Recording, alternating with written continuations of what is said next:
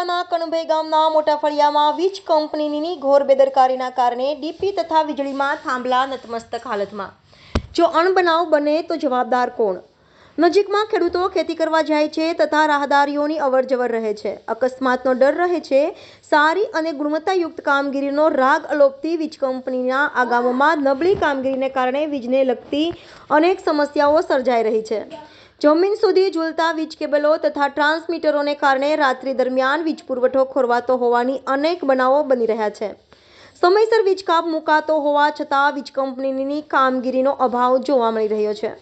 નમી પડેલા વીજપોલ અને જીવંત ઝૂલતા વીજ કેબલો ગંભીર અકસ્માતો સર્જે એમ હોવા છતાં પણ વીજ કંપની ગંભીરતા દાખવતી નથી, જેને લઈને વીજળી ડૂલ થવાની અનેક સમસ્યા ઉદ્ભવી રહી છે। આમ લોકોને અનેક સમસ્યાનો સામનો કરવો પડે છે। Reporter Bhupendra Patel, NN news, Chikhli.